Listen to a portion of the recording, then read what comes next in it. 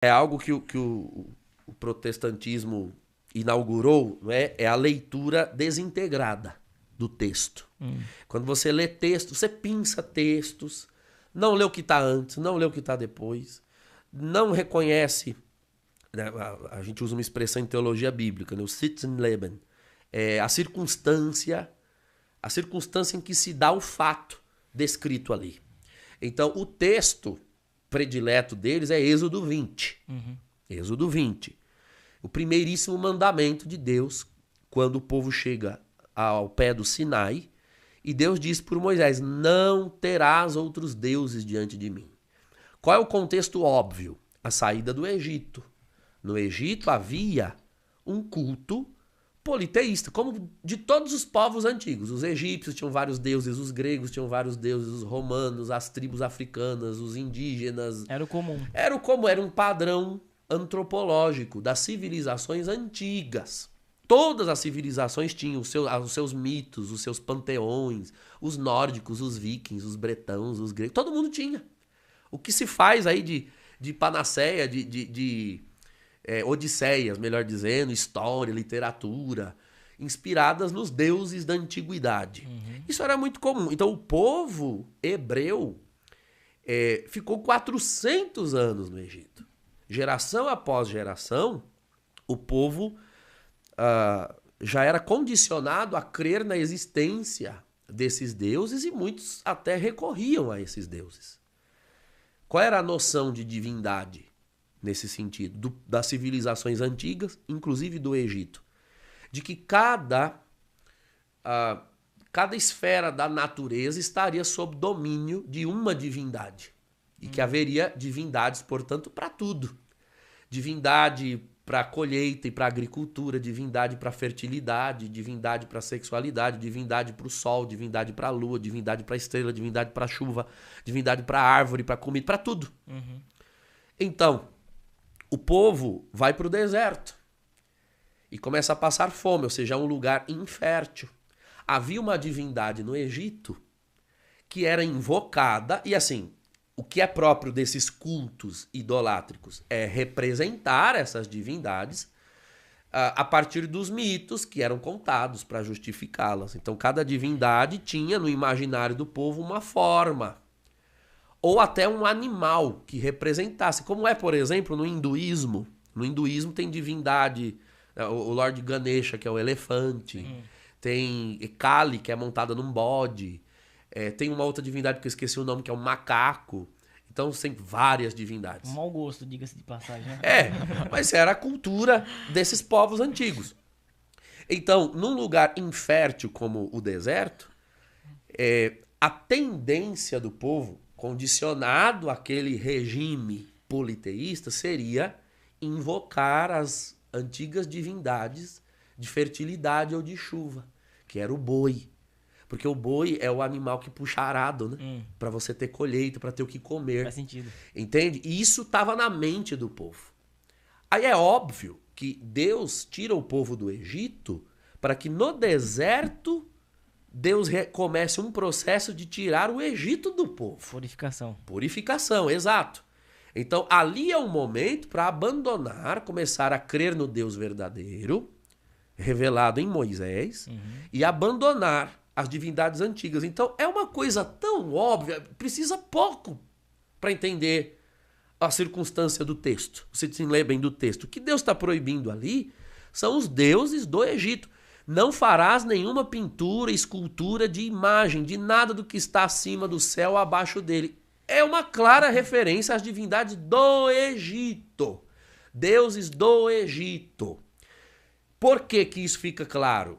Porque o próprio livro de Êxodo, 5 capítulos depois, o mesmo livro, 5 capítulos depois, contém uma ordem de Deus mandando esculpir 2 querubins de ouro para colocar no propiciatório, na tampa da Arca da Aliança. Quer dizer, então, que a lei de Deus era relativa? Que Deus mudou de ideia? O nome disso é leitura integral, integralidade textual.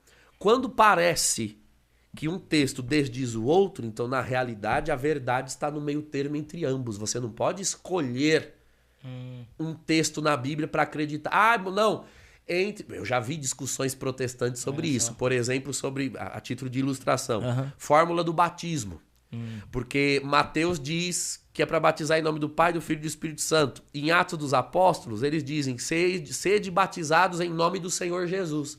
Ah, é para batizar em nome do Senhor Jesus ou em nome da Trindade? E eu já ouvi teólogo protestante dizer, bom, entre Atos dos Apóstolos e um evangelho, o evangelho tem precedência, e você joga fora o que está em Atos dos Apóstolos e batiza em nome do Pai, do Filho e do Espírito Santo. Não, pelo amor de Deus!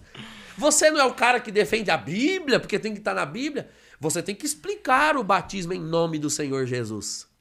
Então se batiza, a fórmula é em nome do Pai, do Filho e do Espírito Santo. Fazer isso é realizar um ato em nome de Jesus, ou seja, Jesus, se estivesse aqui, batizaria dizendo essas palavras. Entende? Em nome é no lugar de. Sim. Não é a fórmula. Você não pode descartar o texto. Não, é porque quem escreveu o texto estava equivocado. Pelo amor de Deus. Que baboseira. Aí depois você quer esfregar na nossa cara que a gente não lê Bíblia. Vá tomar banho na água benta. Então a pessoa tem uma proibição explícita em Êxodo 20 e em Êxodo 25 uma ordem. E não só em Êxodo 25. Querubins de ouro em Êxodo 25, serpente de bronze levantada depois no livro de Números, e depois em 1 Reis, um monte de bois, vacas e uma série de outras estátuas que decoravam o templo de Salomão. Páginas e páginas descrevendo esculturas que estavam espalhadas por todo o templo de Salomão. O templo de Salomão. O templo judaico. Pois é, vai ver se quem fez réplicas do templo de Salomão por aí copiou o que está lá colocando as estátuas que estão prescritas. Por quê? Porque a proibição era relacionada aos ídolos e não aos ícones. Então, no grego, há uma clara distinção entre uma imagem que representa uma realidade falsa, idolátrica. Então, a imagem do boi, ali, naquele momento, naquele lugar, representava uma divindade. Boa. E isso desviava o afeto do povo que deveria estar no Deus de Moisés para o Deus do Egito, de onde eles já tinham saído. É uma clara atitude de idolatria. Clara atitude. Agora, dobrar-se, prostrar-se diante dos querubins da Arca da Aliança, é claro que o povo tinha consciência de que eles estavam se prostrando diante do nome de Deus, da presença de Deus, representada naqueles querubins. E ajoelhar-se, veja só, ajoelhar-se diante da serpente de bronze. Sim. Que, diga-se de passagem, também era um símbolo de entidades pagãs. Existiam imagens de ídolos que eram em forma de serpente. Olha só. Mas provavelmente àquela altura, o povo já estava de tal maneira desvencilhado, para você ver como ali havia uma pedagogia de Deus. O povo já estava de tal maneira se desvencilhando da mentalidade de culto do Egito, que as imagens já não remetiam aos deuses do Egito, já não comprometia. Então Deus manda fazer ali a serpente, porque a serpente já não remetia a eles uma divindade, remetia à desobediência que eles estavam cometendo contra Deus no deserto, e as serpentes que os estavam picando e as pessoas morrendo ali. Então, quando uma escultura, uma pintura é condenável, quando aquilo a que ela remete é condenável. Se aquilo a que ela remete, se a realidade a que ela remete, ao invés de me depreciar, ao invés de me afastar de Deus, me aproxima de Deus e daquilo que a ele pertence, então isso aqui já não é mais um ídolo. É outra palavra grega utilizada. Aikonem. Ícone. Quando você abre o celular ou o notebook, o computador, você tem ícones. A gente usa essa palavra. Sim. Ícones é uma imagem, é uma figurinha. Você bate o olho na figura e você sabe o que é que tem ali dentro, o que está por trás. É um acesso. Você vê assim, uma folhinha com um W na frente. Ou para o Word. Certo. Você sabe, sem ver, sem que o Word esteja aberto, você sabe o que tem ali dentro. Você sabe que ali é um lugar onde você vai poder escrever texto, você tem fontes, você tem... Então é um ícone, é uma figura que revela a você o que está contido por trás. Isso muito é um ícone. Muito bom. Então, Deus não proíbe a confecção de ícones. Deus proíbe a confecção de ídolos.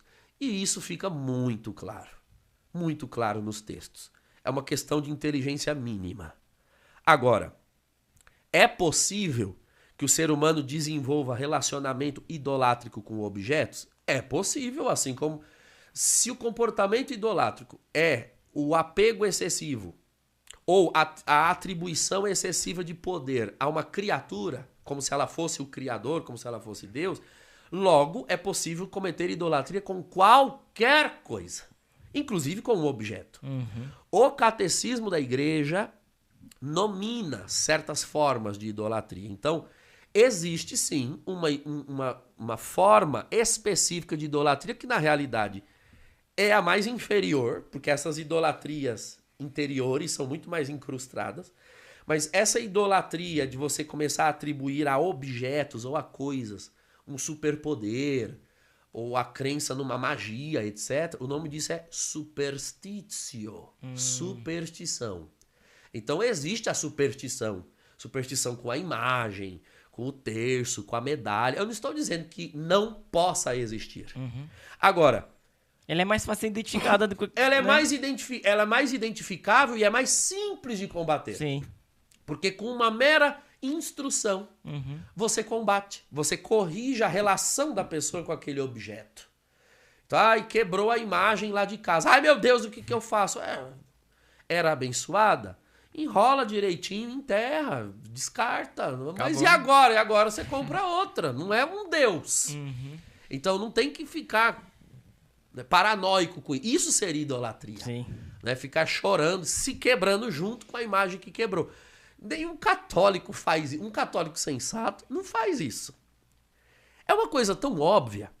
Por que eu costumo dizer que eu não tenho paciência? Porque para você crer naquilo que o protestante diz que é, você tem que ser muito tapado. Me desculpa, eu não tenho outra palavra. Eu não quero acreditar que ele mesmo acredita naquilo que ele nos acusa. Entendi. Tá? Vamos criar uma hipótese aqui. Nós somos 3 cristãos que não tínhamos o que fazer. Um dia acordamos de manhã cedo e dissemos assim, ai, vamos pecar? Vamos. Ai, tô revoltado com Deus. Não, mas ó, já que a gente vai pecar, tem que ser um pecado que vale a pena. Assim, tem que ser um pecado dos bons. Vamos olhar aqui, olha, tem fornicação. Pega a lista aí. Ah, é gostoso. Ah, não, mas é muito pouco, né? Fornicação, não. Prostituição. Ah, gostoso. Não, mas é pouco. Tem que ser um pecado que vale a pena. Adultério, não. Ah, já sei. Vamos fazer uma escultura. Ah, isso! Nossa, pra valer a pena. Vamos... Vocês entendem como isso é ridículo? Porque eles sabem que nós temos Bíblia na mão. Nós temos Bíblia em casa. Você acha mesmo... Não, você consegue acreditar nessa acusação que você está me fazendo? Muito que boa. eu abri a Bíblia, vi a proibição de fazer escultura e fiz porque eu tô afim de pecar. Se você fosse minimamente sensato, você se perguntaria, antes mesmo de ter contato comigo, que sou católico, espera lá. Deve haver uma razão. Não é possível que eles resolveram da noite pro dia ser idólatras. Pelo amor de Deus. Assim, discutir sobre isso é uma discussão num nível tão raso, tão primitivo, que realmente, como eu sou professor de teologia... Agora eu entendo sua raiva de falar disso. Eu não tenho paciência para discutir isso. E sabe de uma coisa? Eu caminho com irmãos evangélicos há muitos anos. Nós temos um trabalho no Brasil, que é o Em Cristo. Vamos falar disso. Ainda. Sim, nós nos encontramos, nos reunimos e tudo. Deixa eu dizer para você, para todo mundo que assiste, nunca o assunto imagens foi pauta de uma conversa.